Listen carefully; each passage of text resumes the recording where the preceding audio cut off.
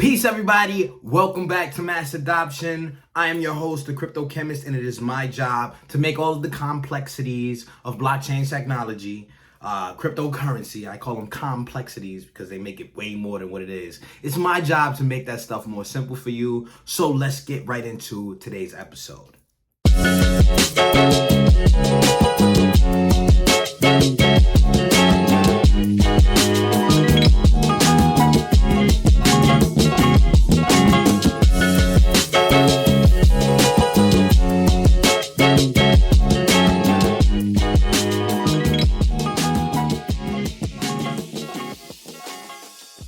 All right, so we have a couple of things coming down the pipeline. As we know right now, crypto is very bullish for the most part.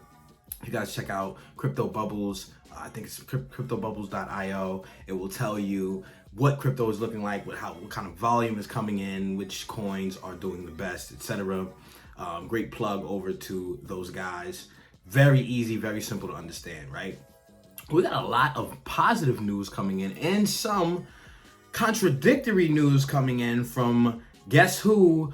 Dun dun dun, China, right? So Beijing, let's read this as it's coming down the pipeline. Beijing to launch second ECNY pilot zone, all right? So the Municipal Administrative Center of Beijing officially announced the launch of an ECNY enterprise zone to explore digital renminbi, I can never say that word, renminbi financial system, right? So a digital renminbi financial system. The plan includes support for experimental digital currency projects, including by increasing 5G infrastructures to enable faster transactions. Wait, hold up here. Didn't just last month, like it's the end of October now.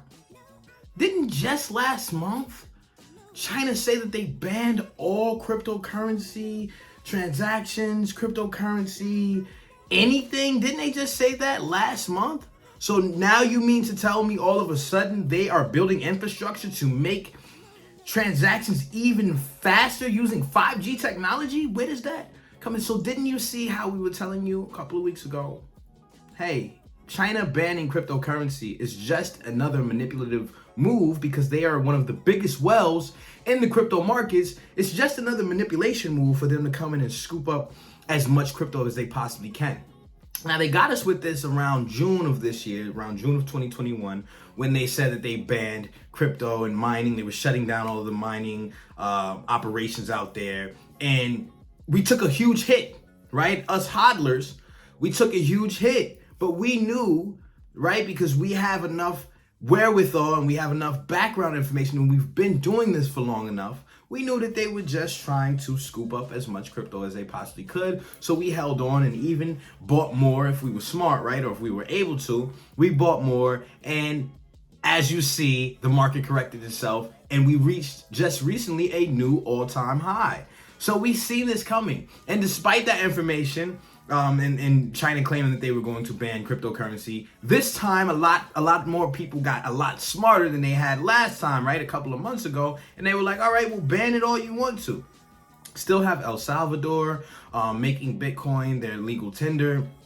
You still have other countries using Bitcoin with exclusive Bitcoin cities, like I said in the last episode, the Netherlands, I think it was like the Czech Republic or, one of those countries over there were using cryptocurrency exclusively in certain areas, in certain stores, in certain little districts. Like, it's still working out well. So I'm going to hold my crypto and you guys do what you want to. But lo and behold, right, you dirty scoundrels, right? Now you're building this whole new infrastructure for digital currency. So that's one thing that I wanted to discuss. Don't let these people scare you into selling off your crypto for worthless fiat. Fiat is worthless, all right? You have countries sending back, especially the US dollar, en masse. They don't want it anymore, all right? There's no longer a petrodollar. What are you talking about? Nobody wants the US dollar anymore. So if you are selling off your crypto for dollars, you're basically giving it away for free. Okay, no matter how much, if it's being assessed in the US dollar, realize that the US dollar is dead. Okay, it's going to be completely eradicated in the next couple of years, if that long.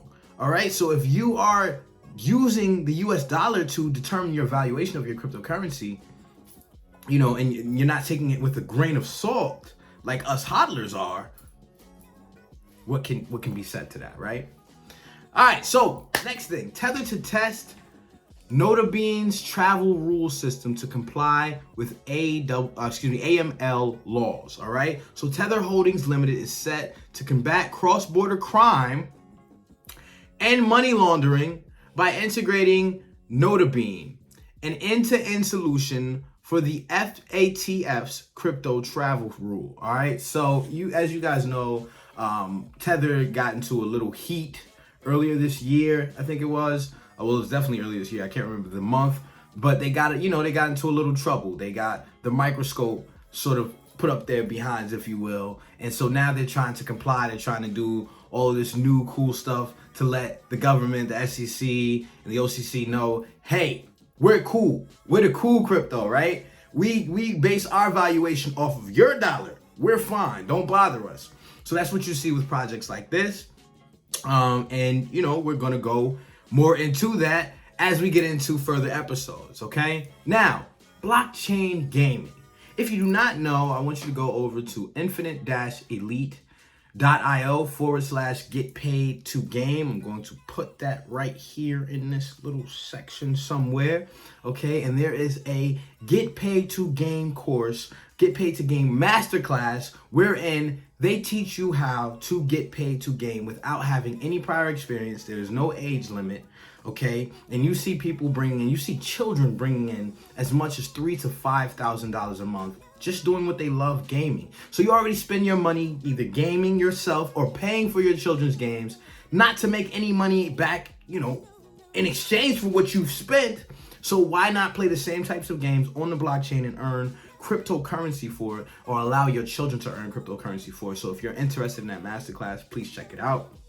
But this article talks about the future of blockchain gaming, metaverse, decentralization, ownership, income opportunities, and more, okay? So it says, as blockchain technology weaves golden threads into exciting new use cases, promising solutions like cryptocurrencies, NFTs, and DeFi are continuously gaining more attention. Told you, go over to Infinite Elite. All right, infinite-elite.io/get paid to game, because they are teaching you exactly how to capitalize off of blockchain gaming and how you, yourself, or your children can make anywhere from $3,000 to $5,000 a month potentially just by turning on these blockchain games. In a lot of cases, you don't even have to play them all the time. They will still make money for you while you're sleeping. All right, so it says, cementing themselves as significant contributors to overall ecosystem growth are all of these platforms, these DeFi, NFT, cryptocurrency, native tokens of these different games, right?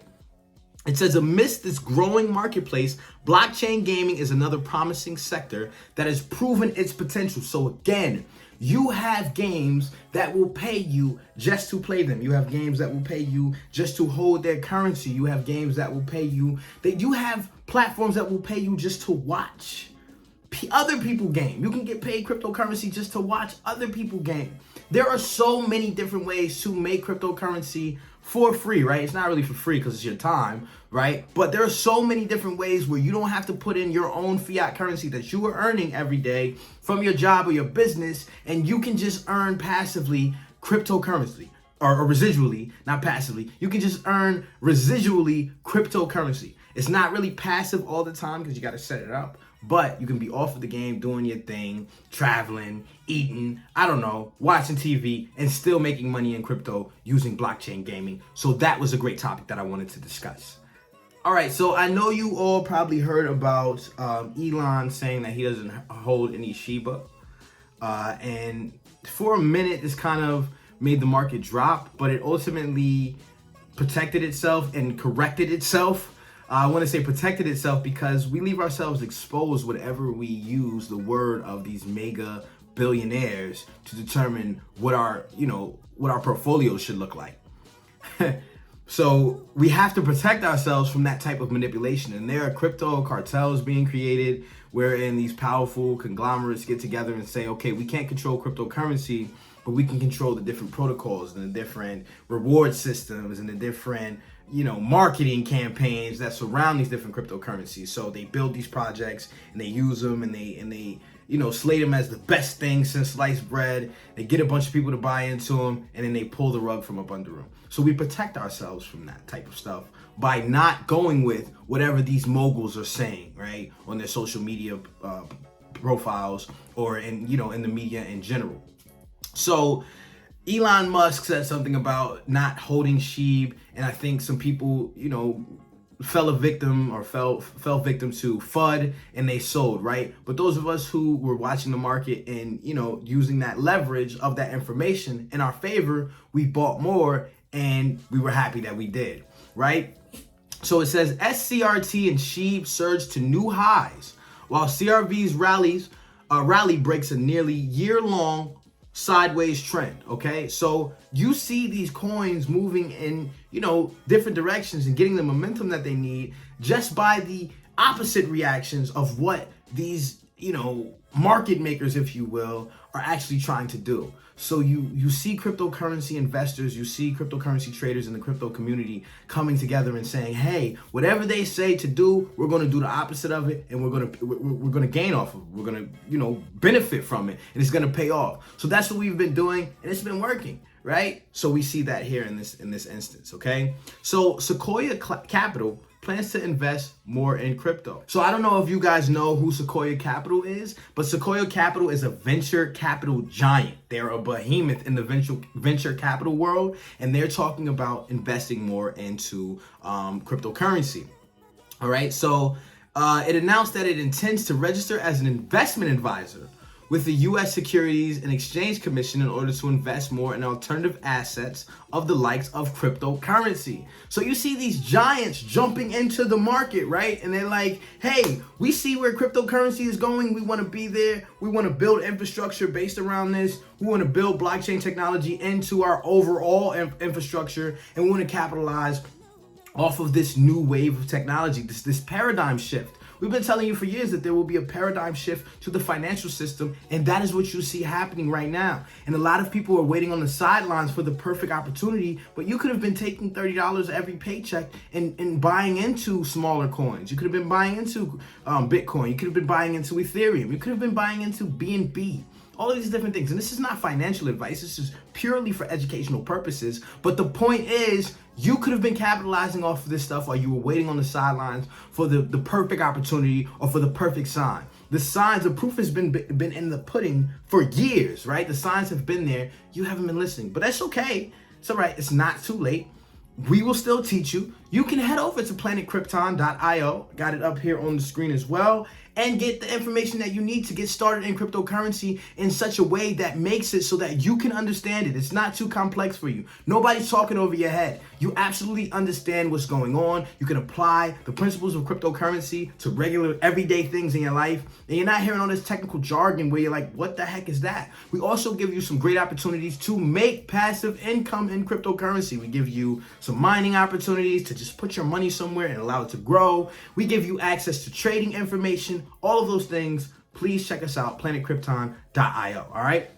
So, moving on, we have more news to report, So, Bored Ape Yacht Club is an Ethereum NFT, all right? It breaks records. It breaks NFT records with a $3.4 million sell. Now, when these things were first released earlier in the summer of 2021, you had some Bored Apes that were selling for like $100. You had some that were $1,000, some for $100. You had people who bought Bored Apes for $100. I was not one of those people. I don't know what the heck I was doing, why I didn't buy a Bored Ape. I think it was just so much going on in NFTs, right? And in DeFi in general that I was like, all right, I can't keep chasing after all this stuff. But this is one of the ones that I wish I would have chased, all right? So, but you not chase, attract. You don't want to chase. If you chase something, it's running from you. But this was not my opportunity. That's cool. But you have people who spent $100 on one of these things, and it went up to as much as $10,000 or more. Excuse me, as little as $10,000 or more. All right. So you have the sell. Sotheby's sets a new high mark for a single Bored Ape sell, but a rare Pepe NFTs sold for even more cash, all right? Even more cash. All right, so Pepe was also an NFT, rare Pepe NFT called Pepinopolis, which was originally minted in 2016 on the Bitcoin-based protocol Counterparty. It's since been bridged over to Ethereum, and it sold for, I think, 96 million. Let me see how much it sold for. It sold for, I don't know why I said 96 million. It sold for 3.65 million to a buyer listed as Rincodon, RHINCODON.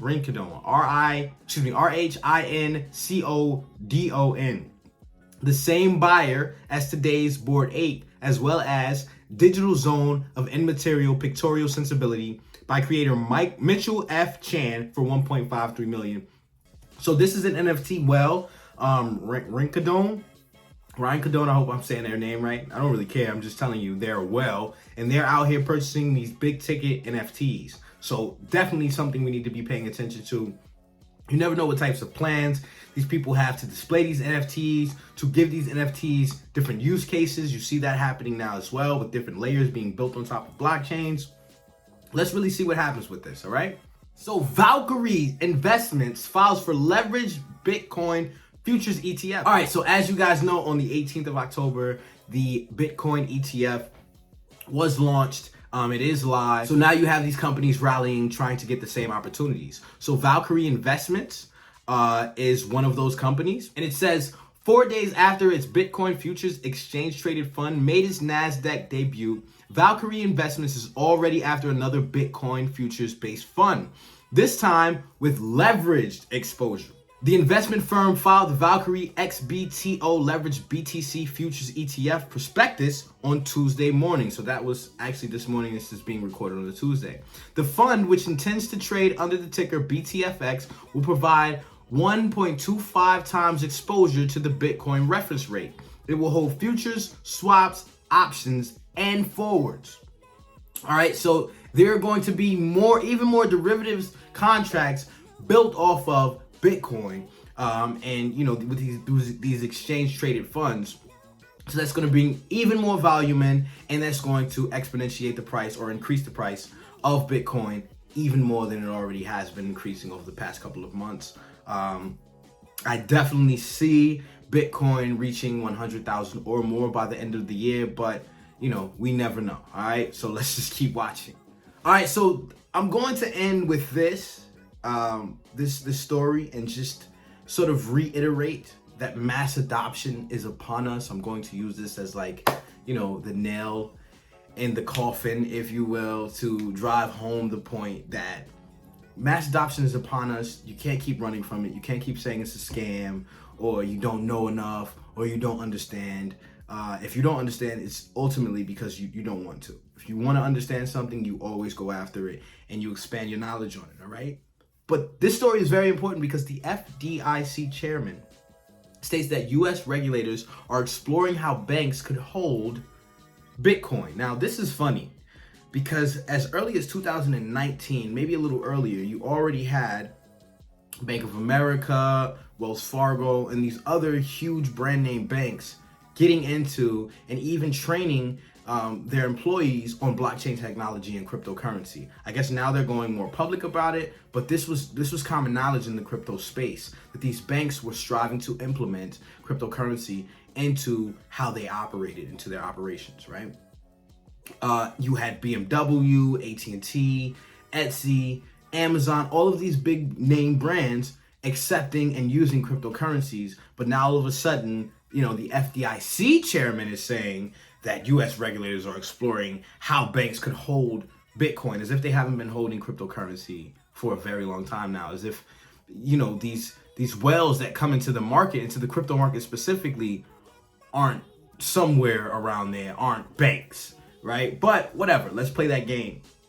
The point of this article is letting us know that, hey, now the banks are on board, and the banks influence a lot, all right? At least in first world countries where there is a World Bank, the banks influence a lot about policy, about, anything you can think of, the banks have a huge influence over it. So if the banks are talking about how to hold cryptocurrency, particularly Bitcoin, you can expect for that to have a significant impact on Bitcoin's price, on how Bitcoin is used, distributed, all of that. All right. So it's definitely something I would like to drive home. If you are not into cryptocurrency, I just, like, between me and you, right? Look me in the eye, between me and you. I want you to know that you are not alone. We teach children, okay, as young as 7 to 9 years old. We teach older adults who are not the most tech savvy, right? Some of them can't do much more than opening, a social media account or an email account, okay, and just follow the prompts. We take you through every step of the way how to get into cryptocurrency, not just to understand the basics so that you can make the right cryptocurrency investment decisions, but we also teach you about trading. We teach you about diversifying. We teach you about how to hold these assets with the least amount of risk possible. We teach you to stop looking at investment as if it's a lottery ticket and understand that this is a calculated approach with a precise science that you can have work in your favor. You don't have to work for who you're working for anymore. You don't have to chase your tail or run yourself in circles trying to make money any other way that you know how, because all you know is that you don't want to work for someone else. I've been there. We've been there. We didn't want to work for anyone else. So if you need help, I'm telling you guys, go to planetkrypton.io. You can also email me at support@planetkrypton.io. I am the Kryptokhemist. This is what I do. My name is Link for a reason. I link people to the information that they've been looking for, that they've been needing to have that impactful life change that they have been desiring. All right. So as I always say, and this is the reason why I say it, you are divine. It is your time. It's not just something that I say that rhymes. I will see you guys next week. Peace. Forget that day. No, never forget that day.